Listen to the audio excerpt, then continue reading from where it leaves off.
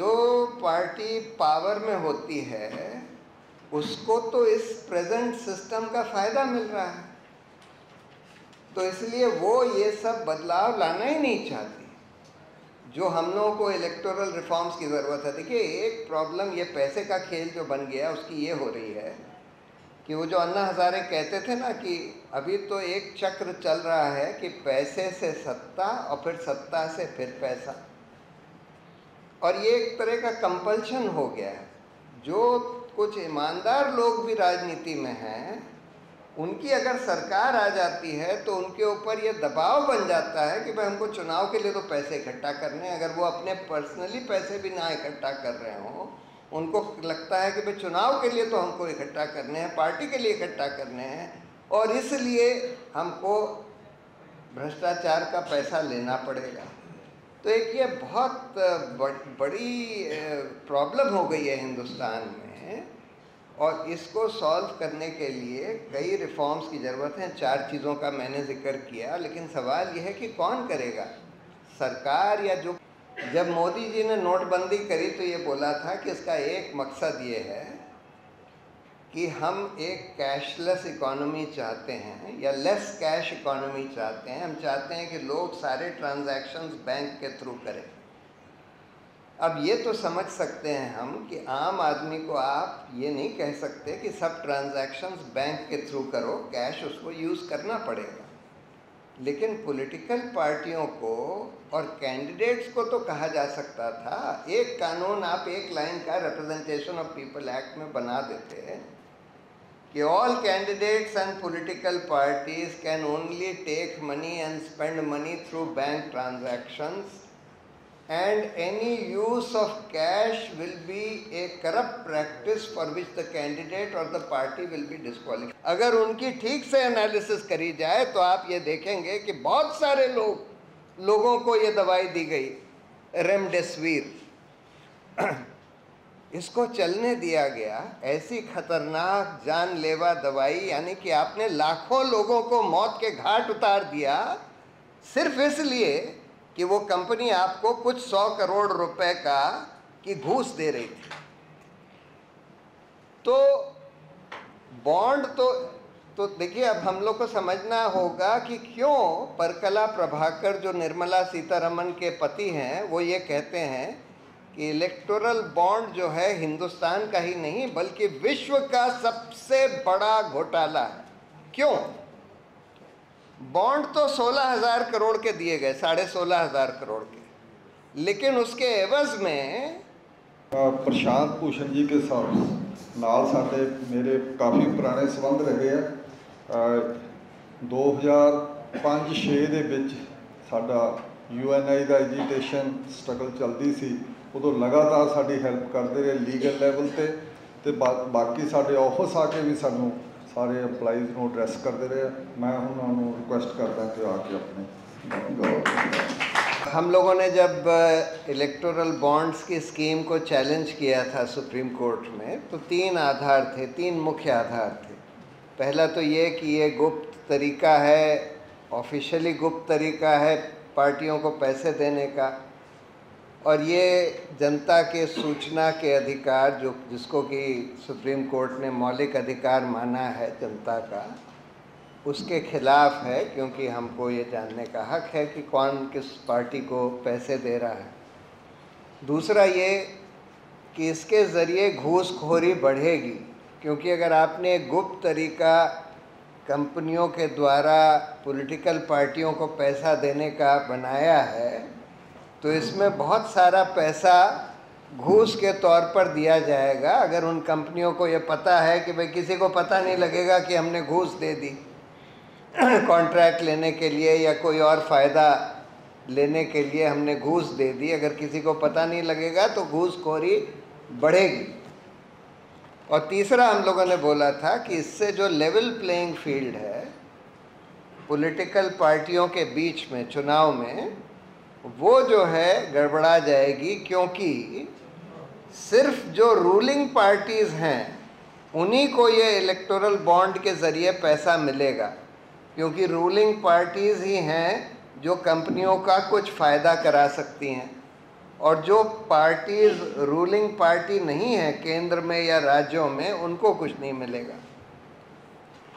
और जब ये खुलासा सुप्रीम कोर्ट ने ऑर्डर किया, जब इलेक्टोरल बॉन्ड्स को रद्द करके और स्टेट बैंक को बोला कि भाई तुम बताओ कि किसने पैसा किसको दिया, तो पहले तो स्टेट बैंक ऑफ इंडिया ने बोला कि नहीं, इसमें हमको 4 महीने और लगेंगे और चुनाव गुजर जाने दीजिए, चुनाव के बाद हम बताएंगे। सुप्रीम कोर्ट ने बोला कि ये तो आपके पास सूचना है, तो आप क्यों नहीं बता सकते। तब फिर उन्होंने बताया, 2 अलग अलग लिस्ट पब्लिश करी। एक लिस्ट में लिखा था कि किन लोगों ने बॉन्ड खरीदे और कब कितने के, और दूसरी लिस्ट में लिखा था किन पार्टियों ने बॉन्ड कब कितने के एनकैश किए। लेकिन उसमें ये नहीं लिखा था कि ये बॉन्ड किसने किस पार्टी को दिया। तो हम लोगों ने जब बोला कि भाई ये तो, इसमें तो बॉन्ड नंबर्स थे, और ये जो जेटली साहब कहते थे कि नहीं देखिए, ये हम बॉन्ड इसलिए लाए हैं कि अगर लोगों को पता लग जाता है कि कौन किसको किस पार्टी को पैसे दे रहा है, तो जो रूलिंग पार्टी है वो उन कंपनियों को प्रताड़ित करेगी जिन कंपनियों ने ऑपोजिशन को पैसे दिए हैं। लेकिन ये तर्क तो बिल्कुल झूठा था, क्योंकि स्टेट बैंक ऑफ इंडिया ने हर बॉन्ड पर एक नंबर डाल रखा था, जो कि एक सीक्रेट नंबर था, जो सिर्फ अल्ट्रावायलेट लाइट में ही दिखाई देता था। और स्टेट बैंक ऑफ इंडिया ये रिकॉर्ड कर रहा था, चाहे बॉन्ड के ऊपर नहीं लिखा जाता था कि किसने खरीदा, वो तो बेरर बॉन्ड जैसे कि एक बैंक नोट होता है उसी की तरह होता था। 1000 से लेके 1 करोड़ तक का आप ये बॉन्ड खरीद सकते थे, जो कि बिल्कुल कैश की तरह होता था, लेकिन सिर्फ पॉलिटिकल पार्टी को ही आप दे सकते हैं, वही इनकैश कर सकती थी। तो ये नंबर लेकिन स्टेट बैंक रिकॉर्ड करता था कि किसने किस नंबर का बॉन्ड खरीदा, और ये भी रिकॉर्ड करता था कि किस पार्टी ने किस नंबर का बॉन्ड इनकैश किया। यानी स्टेट बैंक ऑफ इंडिया तो ये पता लगा सकता था, उसके पास ये सूचना थी कि किसने ये बॉन्ड खरीद के किस पार्टी को दिया। यानी स्टेट बैंक ऑफ इंडिया को ये सूचना थी, तो मतलब सरकार के पास ये सूचना थी, क्योंकि ये तो सरकारी बैंक है। तो सरकार तो हर समय ये जानती थी कि कौन ऑपोजिशन पार्टी इसको पैसे दे रहा है, और इसलिए सरकार उन कंपनियों के ऊपर दबाव डाल सकती थी, प्रताड़ित कर सकती थी जो कंपनियां ऑपोजिशन को दे रहे थे। लेकिन और किसी को नहीं पता लगता था, ना तो ऑपोजिशन को ना हमको आपको, कि भाई किसने किसको पैसे दिए, सिर्फ सरकार को पता लगता था। तो जब कोर्ट ने बोला कि अच्छा तुम्हारे पास तो ये नंबर थे, तो नंबर बता दो, उन्होंने बोला नंबर को मैचिंग करने में हमको बहुत टाइम लगेगा, कई महीने लग जाएंगे, हमारे पास 2 अलग अलग लिस्ट में ये नंबर हैं, लेकिन हम मैच नहीं कर सकते। तो कोर्ट ने बोला अच्छा ऐसे ही दे दो, जो तुम्हारे पास है कि इस नंबर का बॉन्ड किसने खरीदा और उसके बाद कौन से नंबर के बॉन्ड किसने एनकैश किए। तो उन्होंने 2 लिस्ट दे दी, नंबर डाल दिए। तो कंप्यूटर एक्सपर्ट्स ने 2 मिनट में ये मैचिंग कर लिया। आप कंप्यूटर में ये सारी इंफॉर्मेशन डालिए, 2 मिनट में फट से सब मैच होकर आ जाता है। ये बॉन्ड इसने खरीदा, इस पार्टी को दिया, ये बॉन्ड इसने खरीदा, इस पार्टी को दिया, वगैरह वगैरह। और जब ये इंफॉर्मेशन बाहर निकल कर आई, तो जैसे अंजलि ने बताया, बिल्कुल वही बात निकली जो हम लोगों ने शक किया था शुरू में। यानी कि इसको, इन इलेक्टोरल बॉन्ड को ज़्यादातर उन कंपनियों ने खरीदे और उन पार्टियों को दिए जिन पार्टियों की सरकारों से उन कंपनियों को कुछ फ़ायदा मिल सकता था, और मिला। फ़ायदे कई तरह के मिले। फ़ायदा मिला कि कॉन्ट्रैक्ट दिए गए, फ़ायदा मिला कि ईडी, आईटी और इनकम टैक्स के रेड चल रहे थे, उनसे इनकम टैक्स का पैसा वसूल करना था, इलेक्टोरल बॉन्ड लेने के बाद वो छोड़ दिया गया। फ़ायदे इस तरह के भी मिले कि उस कंपनी के हक में कोई पॉलिसी बदल दी गई हो, जैसे भारतीय टेलीकॉम का केस बताया, ऐसे ही एक और कंपनी थी ग्रासिम इंडस्ट्रीज, उसके हक में इंपोर्ट पॉलिसी बदल दी गई और उन्होंने भी बहुत सारे इलेक्टोरल बॉन्ड भाजपा को दे दिए। यानी कि ये बॉन्ड वो कंपनियां उन पार्टियों को दे रही थी जिन पार्टियों की सरकारें उन कंपनियों को किसी तरह का कोई फ़ायदा पहुंचा सकती थी। और चौथा तरीका ये था कि भाई बहुत सारी तो ये दवाइयों की कंपनी थी। एक कंपनी का नाम अंजलि ने लिया, जाइडस कैडिला, ये क्योंकि ये सबसे अहम है। ऑल्दो इस तरह की 20 कंपनियां हैं, 20 फार्मास्यूटिकल कंपनियां हैं जिन्होंने ये बॉन्ड दिए, जिनके खिलाफ ड्रग कंट्रोलर का एक्शन या तो चल रहा था या चलना चाहिए था, क्योंकि उनकी जो दवाइयाँ थीं वो खतरनाक, जानलेवा या सब स्टैंडर्ड पाई गई थी। और ये बॉन्ड जब भाजपा की सरकार जो ड्रग कंट्रोलर को कंट्रोल करती है, उनको जब ये पैसा दिया गया, उसके बाद ये दवाइयाँ चलने दी गईं। और ये जाइडस कैडिला जो ये गुजरात की कंपनी है, उसने एक बहुत ही खतरनाक, जो कि आप में से कुछ लोगों ने शायद वो दवाई ली भी हो, रेमडेसिविर, जो कि कोविड के समय सरकार ने खूब प्रमोट करी कि भाई ये जादू की दवाई है कोविड को कंट्रोल करने के लिए। बहुत महंगी दवाई थी उस समय, तो 50-50 हज़ार रुपए की एक डोज मिल रही थी कोविड के समय, और बिल्कुल खतरनाक जानलेवा दवाई थी। यानी कि उससे फ़ायदा बहुत कम होता था, बहुत कम लोगों को, लेकिन उससे कहीं ज़्यादा लोगों की जान ले लेती थी ये दवाई। और जितने लोग मरे हैं कोविड के सेकंड उसमें, अगर उनकी ठीक से एनालिसिस करी जाए तो आप ये देखेंगे कि बहुत सारे लोगों को ये दवाई दी गई, रेमडेसिविर। इसको चलने दिया गया, ऐसी खतरनाक जानलेवा दवाई, यानी कि आपने लाखों लोगों को मौत के घाट उतार दिया सिर्फ इसलिए कि वो कंपनी आपको कुछ 100 करोड़ रुपए की घूस दे रही थी। तो बॉन्ड तो देखिए, अब हम लोग को समझना होगा कि क्यों परकला प्रभाकर, जो निर्मला सीतारमण के पति हैं, वो ये कहते हैं कि इलेक्टोरल बॉन्ड जो है हिंदुस्तान का ही नहीं बल्कि विश्व का सबसे बड़ा घोटाला है। क्यों? बॉन्ड तो 16,000 करोड़ के दिए गए, 16,500 करोड़ के, लेकिन उसके एवज में कम से कम 5 लाख करोड़ के तो कॉन्ट्रैक्ट दिए गए उन्हीं कंपनियों को जिन्होंने ये बॉन्ड दिए गए। लाखों करोड़ रुपए उन कंपनियों ने चोरी करे थे, टैक्स के, मनी लॉन्ड्रिंग के द्वारा, वगैरह वगैरह। वो लाखों करोड़ रुपए वसूल नहीं किए गए क्योंकि उनसे आपने कुछ 1000 करोड़ के बॉन्ड ले लिए उन कंपनियों से, और लाखों लोगों को मौत के घाट उतार दिया। ये तो सिर्फ मैं एक दवाई की बात कर रहा हूँ, रेमडेसिविर, जो कि अगर इसकी ठीक से एनालिसिस करी जाए तो हिंदुस्तान में ही लाखों लोगों की मौत के लिए ये एक दवाई जिम्मेदार है। और बहुत सारी सब स्टैंडर्ड ड्रग्स को आपने चलने दिया, और इसीलिए कि आपने घूस ले ली। अब सवाल ये है, इतना बड़ा घोटाला हो गया जिसको विश्व का सबसे बड़ा घोटाला कहा जाता है, और क्या किसी को जवाबदेह नहीं ठहराया जाएगा? क्या ये खुलासा काफ़ी है? क्या जो घूसखोर कंपनियां थीं या घूसखोर अफसर थे सरकारों में या पार्टियों में, जिन्होंने घूस लेकर लोगों को मौत के घाट उतरने दिया, उनकी कोई जवाबदेही नहीं होगी?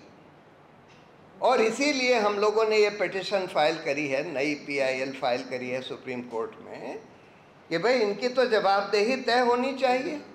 ये पता लगना चाहिए कि उस कंपनी में कौन लोग थे जो इस कॉन्स्पिरेसी में शरीक थे, उस सरकार में कौन लोग थे जिन्होंने इन कंपनियों को कॉन्ट्रैक्ट दिया ये पैसे लेकर।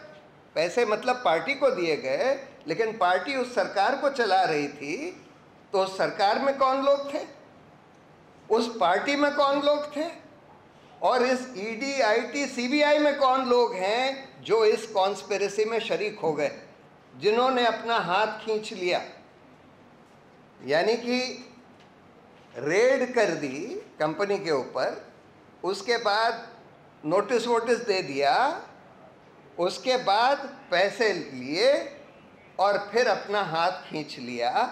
तो जाहिर है कि ईडी, आईटी, सीबीआई के भी कुछ ऑफिसर्स इसमें शामिल थे इस कॉन्स्पिरेसी में, इस घूसखोरी की कॉन्स्पिरेसी में।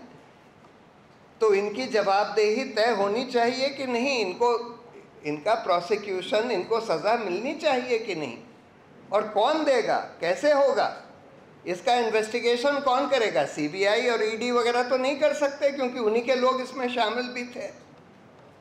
तो इसलिए हम लोग कह रहे हैं, देखिए चीमा साहब यहाँ स्पेशल पब्लिक प्रोसिक्यूटर हैं कोलगेट वाले केस में, सुप्रीम कोर्ट ने इनको अपॉइंट किया है। कोलगेट में तो सिर्फ एलोकेशंस को आर्बिट्ररी ठहराया गया, उसके आधार पर सुप्रीम कोर्ट ने बोला कि भाई इसमें अगर घूसखोरी हुई है, करप्शन हुआ है, तो इसका इन्वेस्टिगेशन होना चाहिए, और कोर्ट मॉनिटर्ड इन्वेस्टिगेशन ऑर्डर किया, स्पेशल पब्लिक प्रोसिक्यूटर अपॉइंट कर दिया। यहाँ तो मनी ट्रेल दिख रही है, ये दिख रहा है कि भाई ये घूस, ये पैसा इतने हजार करोड़ दिया गया इन कंपनियों के द्वारा जिनको फ़ायदे मिले हैं, उन्हीं सरकारों से, जिन पार्टियों को पैसा दिया गया उन्हीं की पार्टियों की सरकारों से फ़ायदे मिले हैं। तो यहाँ तो बिल्कुल हम कहते हैं ओपन एंड शट केस है कि भाई इसमें इन्वेस्टिगेशन होकर आप पता लगाइए कौन ऑफिसर्स इन्वॉल्व थे और उनको सज़ा दिलवाइए। अब वो इन्वेस्टिगेशन कौन करेगा? उसके लिए तो एक स्पेशल इन्वेस्टिगेशन टीम, जिसमें कि कोई रिटायर्ड सीबीआई के या कोई दूसरी इन्वेस्टिगेटिंग एजेंसीज के ऑफिसर्स जिनकी रेपुटेशन बिल्कुल बेदाग हो, उस तरह के ऑफिसर्स की एसआईटी बनानी पड़ेगी, और एक रिटायर्ड सुप्रीम कोर्ट जज की निगरानी में वो इन्वेस्टिगेशन टीम काम करे, तब जाकर ये पता लग सकता है कि भाई इसमें कौन लोग इन्वॉल्व थे इस घूसखोरी में। कई लोग मुझसे ये पूछते हैं कि सुप्रीम कोर्ट ने इलेक्टोरल बॉन्ड रद्द कर दिए, पॉलिटिकल पार्टियों को जिनको ये पैसे मिले उनसे वापस क्यों नहीं लिए? वापस इसलिए नहीं लिए क्योंकि इलेक्टोरल बॉन्ड इलीगल इसलिए ठहराया गया क्योंकि ये गुप्त बॉन्ड था। तो सुप्रीम कोर्ट ने बोल दिया कि अच्छा, जो ये इसका जो गुप्त एस्पेक्ट था उसको हम बेनकाब करते हैं, और स्टेट बैंक ऑफ इंडिया को कहते हैं कि भाई पूरी इन्फॉर्मेशन दे दो, बाहर कर दो। कंपनियों को पॉलिटिकल डोनेशन देना इलीगल नहीं था। ये ज़रूर है कि 7.5% प्रॉफिट से ज़्यादा देना पहले इलीगल था, बाद में उसका अमेंडमेंट कर दिया जिसको सुप्रीम कोर्ट ने रद्द कर दिया, जैसे अंजलि ने बताया। हाँ, ये भी इलीगल था कि जो कंपनियां 3 साल से कम पुरानी हैं, नई कंपनियां हैं, वो पॉलिटिकल डोनेशन नहीं दे सकती। लेकिन घूस के तौर पर डोनेशन लेना तो कतई मंजूर नहीं था, वो तो बिल्कुल ही इलीगल था, वो तो क्राइम है। प्रिवेंशन ऑफ करप्शन एक्ट में सीरियस क्राइम है। तो अगर ये पता लगता है कि घूस के तौर पर, और अधिकतर पैसा जो इलेक्टोरल बॉन्ड 16,500 करोड़ में से आप ये मान कर चलिए कि कम से कम 10,000 करोड़ उन कंपनियों ने दिया है जिन्होंने घूस के तौर पर दिया है। अब सवाल ये है कि कम से कम घूस का पैसा जो दिया गया उन पॉलिटिकल पार्टियों को, वो तो वापस उन पार्टियों से लेना पड़ेगा, वो तो प्रोसीड्स ऑफ क्राइम है, वो तो प्रोसीड्स ऑफ क्राइम है। तो वो पैसा तो उन पार्टियों से उगलवाना पड़ेगा। अगर उन पार्टियों के अकाउंट फ्रीज कराने पड़ेंगे, अगर मान लीजिए ये निकलता है कि भाजपा ने, जैसे 8,500 करोड़ भाजपा ने अकेले लिए और उसमें से 5-6 हज़ार करोड़ घूस के तौर पर लिए, तो ये 5-6 हज़ार करोड़ तो उनसे उगलवाने पड़ेंगे। तो उसके लिए भी हम लोगों ने इस पिटिशन में प्रेयर करी है, और होपफुली इस पिटिशन की हियरिंग अगले हफ्ते हो जानी चाहिए, पहली हियरिंग। अब इससे एक दूसरा सवाल खड़ा होता है, जो हमारे देश का जो इलेक्टोरल सिस्टम है, पॉलिटिकल फंडिंग का सिस्टम है, और जो पूरा हमारा चुनाव प्रक्रिया पैसे का खेल बन गया है, उसको कैसे ठीक किया जाए। देखिए, पैसे का खेल क्यों बन गया है, थोड़ा सा ये समझ लेते हैं। हमारे सिस्टम में first pass the post 2 levels पर है। हम जब अपने कैंडिडेट को चुनते हैं तो जिस कैंडिडेट को सबसे ज़्यादा वोट मिलते हैं, चाहे उसको 30% ही वोट क्यों ना मिले हों, अगर बाकी कैंडिडेट्स को किसी को 30% से ज़्यादा नहीं मिले हैं, तो उसी कैंडिडेट को सोल इलेक्टेड रिप्रेजेंटेटिव घोषित कर दिया जाता है। बाकी सारे कैंडिडेट्स को 70% भी वोट मिले हों मिलाकर, उनकी वोट जो है मिट्टी हो जाती है।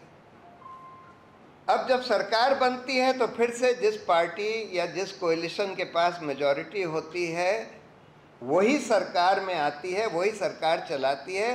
बाकी ऑपोजिशन के पास 49% MLAs MPs भी हों तो उनका सरकार में कोई दखल नहीं होता।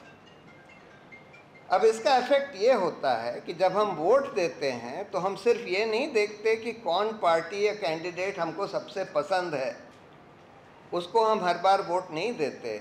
अगर हमें ये लगे ये पार्टी और कैंडिडेट तो बहुत अच्छा है लेकिन इसका जीतने का कोई चांस नहीं, तब हम जो पार्टी या कैंडिडेट हमको लगता है कि जिनका जीतने का कुछ चांस है, उनमें से जो कम खराब हमको लगता है उसी को वोट दे देते हैं। अब ये हम कैसे समझते हैं कि किस कैंडिडेट या पार्टी का जीतने का चांस है या नहीं है? ये हम इस तरह से समझते हैं कि कौन सी पार्टी या कैंडिडेट की कितनी विजिबिलिटी है। जिस पार्टी या कैंडिडेट की विजिबिलिटी नहीं है, हम सोचते हैं कि भाई ये तो जीत नहीं सकता। ये एक मोटा रूल ऑफ थंब है हमको ये समझने का, जिस आधार पर हम ये समझते हैं कि कौन जीत सकता है, कौन नहीं जीत सकता। अब ये कैसे होता है, विजिबिलिटी कैसे होती है? विजिबिलिटी पैसे से होती है। पैसे से आप अखबारों में, टीवी पर इश्तिहार छपवा सकते हैं, निकलवा सकते हैं। पैसों से आप बड़ी बड़ी होर्डिंग्स लगा सकते हैं। पैसों से आप अपने पेड वर्कर्स को घुमा सकते हैं कि आपके हैंडबिल्स वगैरह डिस्ट्रीब्यूट करें। और पैसे से ही आजकल बड़ी बड़ी पॉलिटिकल रैली करी जाती हैं, ठेके दिए जाते हैं। जब मोदी जी की जो रैली होती है, आप सोचते हैं लोग ऐसे ही आ जाते हैं, या तो सरकारी लोगों को बोला जाता है कि भाई सरकार में स्कूल जो हैं वो अपने लोगों को भेजें, या फिर ये बोला जाता है कि भाई अच्छा हम ठेके दे रहे हैं, हम हर बस 550 लोग आप बस में लाइए, हर बस के हम 50,000 रुपये देंगे, जितने बस आप लाएंगे 50,000 रुपये दिए जाएंगे। इस आधार पर भीड़ खरीदी जाती है और उससे फिर उसको फिर टीवी पर दिखाया जाता है कि देखिए मोदी जी की इतनी बड़ी रैली हो गई, और उससे लोगों को लगता है कि हाँ भाई ये तो भाजपा तो बहुत आगे है, देखिए मोदी जी की इतनी बड़ी बड़ी रैली हो रही है। सो सब कुछ पैसे का खेल हो गया। अब अगर हम ये देखें, देखिए इस पैसे के खेल को कम करने के लिए एक कानून बनाया गया कि कोई कैंडिडेट लोकसभा के चुनाव में 75 लाख से ज़्यादा नहीं खर्च कर सकता। ये कानून है, लेकिन इस कानून की धज्जियां उड़ाई जा रही हैं। पहली बात तो कैंडिडेट्स ही कई बार 50-50 करोड़ खर्च कर देते हैं। वो कैश में खर्च करते हैं, उनको पकड़ नहीं पाते। इलेक्शन कमीशन भी कुछ नहीं करता पकड़ने के लिए। और पॉलिटिकल पार्टियां जो हैं, जो कैंडिडेट का 75 लाख लिमिट है, उसको तो छोड़िए, वो एक एक कैंडिडेट के ऊपर 20-20 करोड़ खर्च कर देते हैं। अब इसका देखिए हिसाब समझिए, अगर भाजपा 500 कैंडिडेट पूरे देश में खड़े करे लोकसभा में, तो टोटल खर्चा उनके 500 कैंडिडेट कुल मिलाकर 400 करोड़ से कम खर्च कर सकते हैं। लेकिन इसी 5-6 साल में भाजपा को इलेक्टोरल बॉन्ड के जरिए 8,250 करोड़ मिल गए। कहाँ 400 करोड़, कहाँ 8,000 करोड़। यानी कि पार्टी जो है 20 गुना कैंडिडेट्स के खर्चे का 20 गुना उनके पास पैसा है खर्च करने के लिए। और ये तो सिर्फ इलेक्टोरल बॉन्ड का पैसा है, बाकी और पैसा भी उतना ही है। यानी 16,000 करोड़ भाजपा के पास 5 साल में पैसा आ जाता है।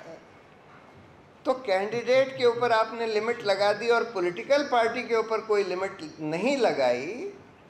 इससे तो फिर कैंडिडेट के ऊपर लिमिट लगाने का कोई मायने ही नहीं रहता। तो एक तो अगर हमको ये पैसे की अहमियत चुनाव में कम करनी है या ख़त्म करनी है, तो एक तो पॉलिटिकल पार्टी के स्पेंडिंग पर लिमिट लगानी होगी। दूसरा, कैंडिडेट्स जो हैं कैश में खर्च कर देते हैं, पॉलिटिकल पार्टियां भी कैश में खर्च कर देती हैं। इतना इतना कैश पकड़ा जाता है आजकल इलेक्शन के दौरान। इसको रोकने का क्या तरीका है? जब मोदी जी ने नोटबंदी करी तो ये बोला था कि इसका एक मकसद ये है कि हम एक कैशलेस इकोनॉमी चाहते हैं या लेस कैश इकोनॉमी चाहते हैं। हम चाहते हैं कि लोग सारे ट्रांजैक्शंस बैंक के थ्रू करें। अब ये तो समझ सकते हैं हम कि आम आदमी को आप ये नहीं कह सकते कि सब ट्रांजैक्शंस बैंक के थ्रू करो, कैश उसको यूज़ करना पड़ेगा। लेकिन पॉलिटिकल पार्टियों को और कैंडिडेट्स को तो कहा जा सकता था, एक कानून आप एक लाइन का रिप्रेजेंटेशन ऑफ पीपल एक्ट में बना देते हैं कि all candidates and political parties can only take money and spend money through bank transactions and any use of cash will be a corrupt practice for which the candidate or the party will be disqualified. लेकिन ये आपने नहीं किया, क्योंकि इसका फ़ायदा जो ruling party है उसको मिल रहा है। तीसरा, देखिए ज़्यादातर देशों में प्रोपोर्शनल रिप्रेजेंटेशन का कानून भी बना हुआ है। यानी कि हमारे यहाँ तो सारे चुनाव जो हैं डायरेक्ट इलेक्शन से होते हैं, फर्स्ट पास द पोस्ट है। लेकिन ज़्यादातर देशों में आधे जो इलेक्शंस होते हैं वो प्रोपोर्शनल रिप्रेजेंटेशन से होते हैं, जिसमें हर पार्टी अपनी लिस्ट देती है और अगर उस पार्टी को 2% वोट भी मिलते हैं तो उसके 2% MPs MLAs इलेक्ट हो जाते हैं। अगर आप प्रोपोर्शनल रिप्रेजेंटेशन लाते हैं तो लोगों को ये नहीं लगेगा कि भाई हम इस CPI को वोट कर रहे हैं, हमारी फेवरेट पार्टी लेट से कम्युनिस्ट पार्टी है। लेकिन हमको ये पता है कम्युनिस्ट पार्टी जीतेगी तो नहीं यहाँ पर, लेकिन हमको ये भी पता है कि कम्युनिस्ट पार्टी के कम से कम 2% वोट तो आएंगे। और अगर हमको ये भी पता हो कि अगर 2% वोट भी आएंगे तो उसके 2% रिप्रेजेंटेटिव्स तो जाएंगे पार्लियामेंट में, तब हम खुलकर जो पार्टी हमको सबसे पसंद है, ज़्यादा पसंद है, उसको वोट करेंगे। तो प्रोपोर्शनल रिप्रेजेंटेशन भी आना चाहिए हिंदुस्तान में। आखिरी बात, देखिए स्टेट फंडिंग ऑफ इलेक्शन, बहुत सारे ऐसे लोग होते हैं जो बहुत अच्छा काम किया होता है उन्होंने अपने लोकल एरिया में, लेकिन उनके पास तो 75 लाख भी नहीं है। मेरे एक दोस्त अभी चुनाव लड़ रहे हैं यूपी से, बहुत अच्छे स्टूडेंट लीडर थे, अब तो खैर स्टूडेंट नहीं हैं, लेकिन उनके पास तो 75 लाख भी नहीं है। वो हमसे कह रहे थे कि भाई कुछ पैसे अगर आप दे सकें तो बड़ा अच्छा होगा, अपने दोस्तों को कह सकें। अब बहुत सारे लोगों ने ये प्रपोज किया है और कुछ देशों में होता भी है, जिसको स्टेट फंडिंग ऑफ इलेक्शंस कहते हैं। देखिए इतना पैसा जितना हिंदुस्तान में खर्च होता है इलेक्शंस में, इतना तो कहीं पर भी नहीं होता, शायद अमेरिका में भी नहीं होता। बेइंतहा खर्च होता है। कहते हैं कि 2019 में 50,000 करोड़ चुनाव में खर्च हुआ। इंग्लैंड वगैरह में अगर आप जाकर देखें तो वहाँ चुनाव में या यूरोप में बहुत कम पैसे खर्च होते हैं और वो किया जा सकता है। लेकिन उसका एक तरीका ये है कि लेवल प्लेइंग फील्ड अगर आप करना चाहते हैं तो स्टेट फंडिंग ऑफ इलेक्शन करिए। उसका तरीका ये होता है, हर कैंडिडेट को हर वोट के लिए 50 रुपये चुनाव के बाद दिए जाएंगे। यानी कि उसको 1 लाख वोट मिली तो उसको 50 लाख रुपए सरकार के द्वारा मिल जाएंगे। तो जो कैंडिडेट्स ऐसे हैं जो अच्छे हैं लेकिन उनके पास पैसे नहीं हैं, अपने दोस्तों से लोन ले लेते हैं और उसके बाद फिर जब चुनाव हो जाता है, उनको 1 लाख 1.5 लाख वोट मिल गए और उनको सरकार की तरफ से 50 लाख 75 लाख मिल गए, तो वो फिर अपने फ्रेंड्स को वापस कर देते हैं लोन। तो कई लोग ये कहते हैं, सरकार ये कहती है कि नहीं नहीं ये तो बहुत महंगा है, इसको हम अफोर्ड ही नहीं कर सकते। क्यों नहीं अफोर्ड कर सकते? हिंदुस्तान में टोटल 60 करोड़ वोट एक जनरल इलेक्शन में, लोकसभा के इलेक्शन में टोटल डाले जाते हैं। अब 60 करोड़ का अगर आप 50 रुपये पर वोट देंगे तो 3000 करोड़ हो गया। ऑफ कोर्स आप इस पर सीलिंग लगा देंगे कि 1.5 लाख वोट से ज़्यादा अगर आपको मिले, 75 लाख से ज़्यादा किसी को नहीं मिलेंगे। 75 लाख अगर आपकी लिमिट है तो उससे ज़्यादा किसी को नहीं मिलेंगे। तो यानी कि उसका आधा ही पैसा सरकार को देना होगा, क्योंकि बहुत सारे लोगों को 1.5 लाख से ज़्यादा वोट मिलेंगे। यानी 1500 करोड़ हुआ। 1500 करोड़ सरकार के लिए कुछ भी पैसा नहीं है। इससे ज़्यादा तो MP local area development scheme में हर साल सरकार देती है। MP local area development scheme में हर एमपी को 5 करोड़ रुपए हर साल दिए जाते हैं। यानी कि 2500 या 3000 करोड़ रुपए हर साल सिर्फ एमपीज़ को एमपी एलईडी स्कीम में दिए जाते हैं। हम तो कह रहे हैं कि 5 साल में एक बार सिर्फ और कुल 1500 करोड़ का खर्चा है स्टेट फंडिंग ऑफ इलेक्शंस में, तो ये भी कानून आना चाहिए।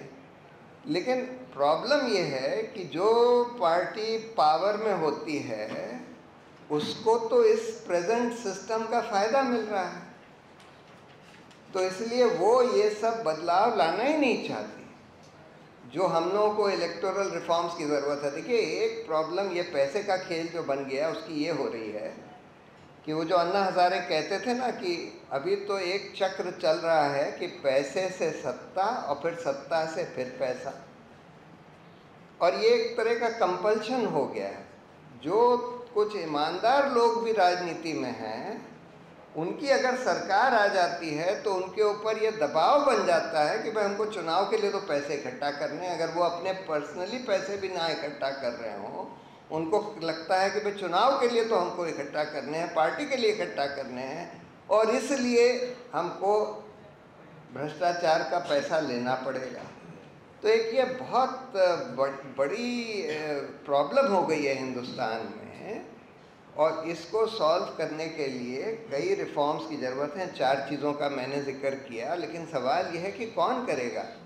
सरकार या जो पावर में है वो तो करना नहीं चाहते क्योंकि उनको इस सिस्टम का फ़ायदा मिल रहा है। जब तक कोई बड़ा जन आंदोलन नहीं खड़ा होता इसके ऊपर और उसका दबाव नहीं पड़ता सरकारों के ऊपर, जैसे लोकपाल का आंदोलन हुआ, दबाव पड़ा, कानून बन गया। ये दूसरी बात है कि कानून बनने के बाद भी लोकपाल ऐसे इन्होंने सड़े गले बना दिए कि उसमें कुछ निकला ही नहीं। ऐसे एकदम यूजलेस लोगों को लोकपाल बना दिया।